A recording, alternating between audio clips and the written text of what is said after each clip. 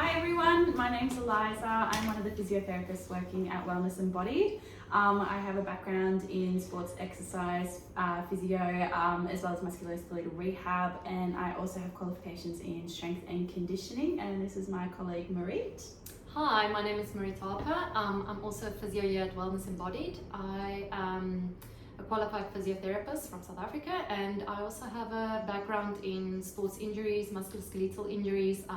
I'm a cyclist myself, or triathlete, so we'll hopefully give you some tips there.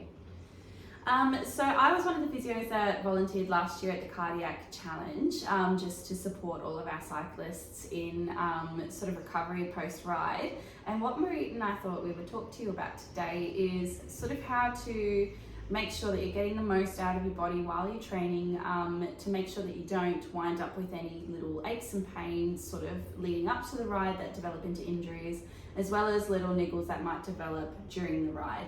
Now, the Cardiac Challenge is a very long cycle, all the way up to Cooktown from the bottom of the Kuranda Ranges. So you are cycling for about 3 days, and it is a long time to be sitting on a bike in the sun in one position and not really doing much else. So I just wanted to go through a couple of different things that you can do to get your body ready. So we are now, May? We're now 3 months away from the big event. If you haven't started training, now is the time to get a bike and start training. If you try and cram in 3 months worth of training in 1 month, you are going to suffer so much. Making sure that your body is prepped to cope with the load that you're about to pop through it is like one of the pinnacles of making sure that you have a successful sporting sort of career. So if you look at any of your like athletes that play sports or seasonal sports, they have a pre-season where they put in all of their hard work to get their bodies fit and strong to make sure that they can go and perform at the event.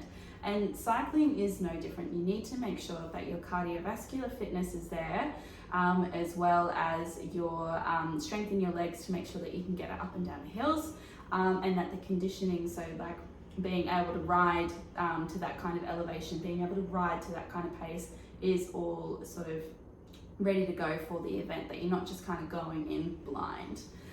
So a couple of things that are really important to touch on is making sure that you're starting training, but making sure that your training is really, really specific to what you're going to do.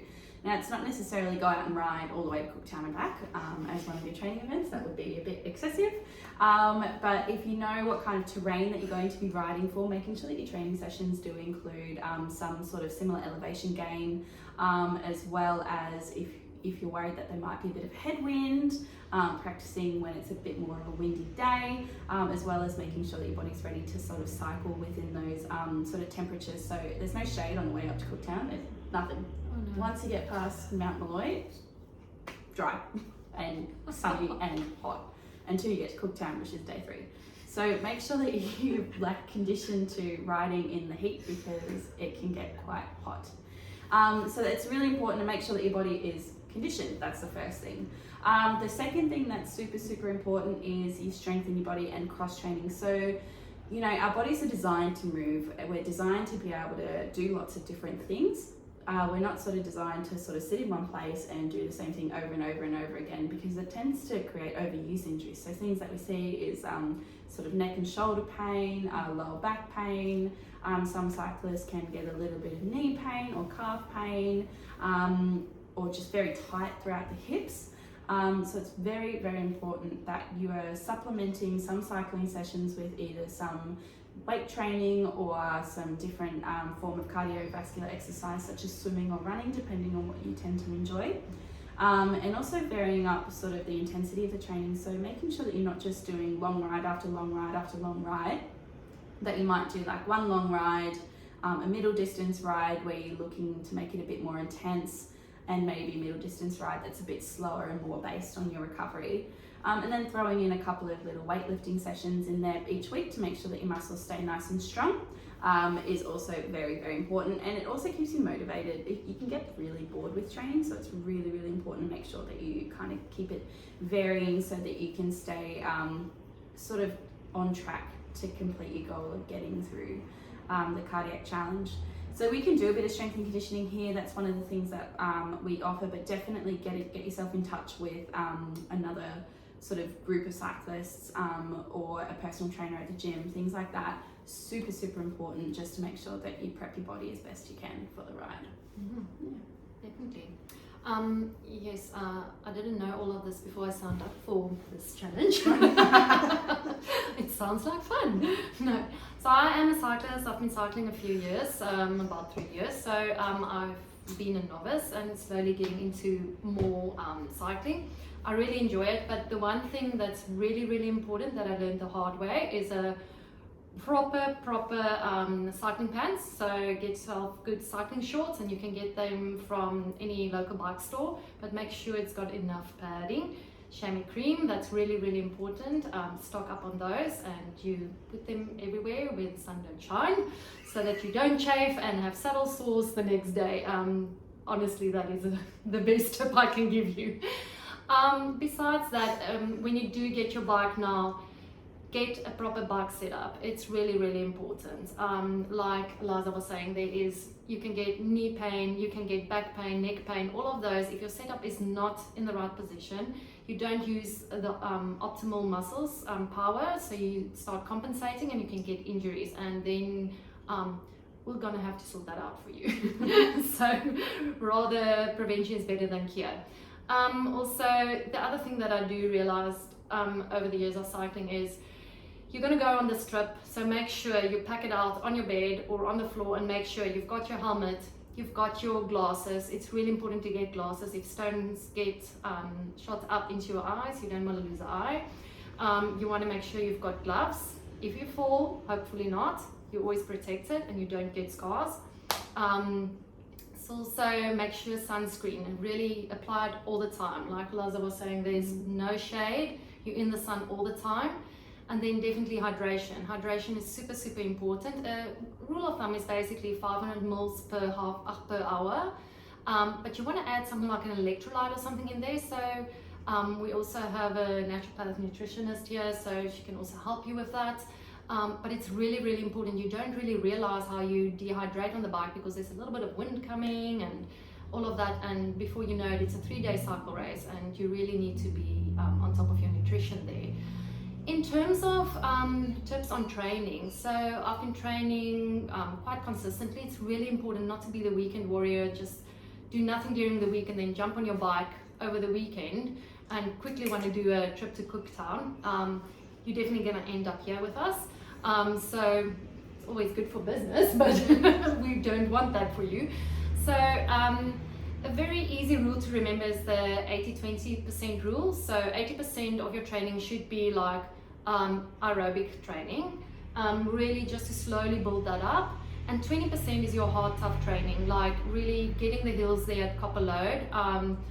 Just be positive when you go do your hill training. It's a tough ride, but it's always good to think about it. I love hills, I love hills, I love hills. And before you know it, you're on the top of the hill. So just make sure you vary your intensity. It's really, really important, because that's also a recipe for disaster and injury. If it's just high intensity all the time, but also if it's just low intensity all the time, you're not going to be able to wheel up those hills there. Also, as you continue with your training, it's really important, the old 10% rule. It's a very old fashioned way of thinking of it, but it's also good to remember, like, don't up your training more than 10% per week, either on intensity or in volume. And if you battle, it's really good to get a coach, or Alyza is also very good with the strength and conditioning, just to work out a good training program for you. And it's really, really important to get that strength going. On the bike, you need strength. That's really, and time in the saddle, really to prevent those saddle sores. Mm-hmm. Yeah. So, and consistency is key, definitely. Also for recovery, I definitely do think if your training intensity is going up, to get a good sports massage, or you can have your recovery drinks. We in South Africa used to use a Steri Stampy, like I was explaining to them. That is like a chocolate milk, and it's got a good consistency of carbs and protein and all of that. But make sure, get your nutrition on par, and ask around. Also get in touch with somebody that knows about it, so that your recovery is good to continue your training. And yes, definitely, if you haven't started, start now. I totally agree with all of that. The other thing is making sure in your training sort of week that you have some recovery sessions planned. So that can be, you know, going into the pool and doing those recovery swims, going for a long walk just to sort of loosen up the muscles. Doing a stretching session, you might want to do some foam rolling. If you have a massage ball and you're into that kind of thing, you can definitely use a massage ball to roll out your ITB, but that is a little bit painful. I'd probably go the foam roller first, or use your massage gun. They're a little bit more enjoyable and definitely a little bit more easy to commit to. And just making sure that you're keeping up some regular stretching as well, especially your neck and your shoulders. The last thing you want is to sort of develop really, really tight muscles and things from being in the bike for long periods of time. And the only other thing that I can say is just don't wait for that niggle to become painful to the point where it's stopping you from training. You need to get onto it quickly so that you don't have to have a break in your training. Unless it's absolutely necessary, we will never tell you to stop. It will always be how can we modify it to help you to continue to train to achieve your goal. So it's very important that you get those niggles addressed as soon as possible, because if you leave them until the point that they're so painful you can't even cycle more than 5 kilometers, then that might be the point that we say we need to pull back for a little bit. So make sure that you do look after your body, because you won't get through the Cooktown ride without it, essentially. That's probably all I have to say on recovery and everything. Do you have any more? I think that sums it up. I think the other thing maybe is also if you're a new cyclist and you've decided you're going to go with cleats, you also have to start training with that as well. And it's really important the setup of the cleats as well, because you need to make sure that the shoes aren't slightly turned in or out. That can also lead to injuries. So all of those little things we can check here for you as well, or you can go to your bike setup at the local bike store. There's a couple we can recommend. So yes, get in touch. Yeah, get in touch and good luck. See you on the road. I will see you not on the road, but I will be there helping you out with all your aches and pains at the end. Helping you on the road. So just to add to that, as a beginner, as in literally had my bike 3 weeks and gone for 3 rides, everything they've said is absolutely correct and painful. If you don't listen, so ask first. You got the advice now.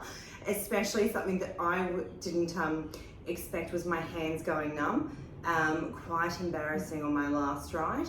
I'm literally like 3 k's from home, couldn't feel my hands, and I've pulled off to the side, just passed around out. I'm there shaking my hands out, rubbing my hands, trying to slap them together. And this lovely gentleman walks by and says, "Are you right there, love?" And I say, "Yeah, I'm fine, thanks, mate." And he goes, "Oh, that's right, I just thought you were having a heart attack because you're rubbing your hands and you looked a bit red." So great that we have some really awesome people out there in our community, especially given the fact that, yes, that could have been on the cards, given a heart condition, but no, I wasn't. But yeah, be prepared, follow the lady's advice, and you shall be set. Now, we should have some more from these guys in about a month. I think we're going to be doing them, so stay tuned. As always, like, share, subscribe, and get out there. And massive shout out to our additional sponsor, Trinity Cycle Works. Go see the team there. They'll be able to hook you up with all your needs, get you correctly fitted, and also help with the bike adjustments. And obviously Mariet and Alyza can help you with your correct positioning on your pedals. If you don't, check it out like me and go with the cleat and flat pedal type until you get used to it. That's fine. But when you do get speed up, people, my advice is suck it up. My shoes should be in a couple of weeks. Get the cleats, because your feet will come flying off when you have a 4-wheel drive bearing down on your rear end over a bridge, and it is not good. I speak from experience. Thanks for tuning in, guys, and we'll see you next time.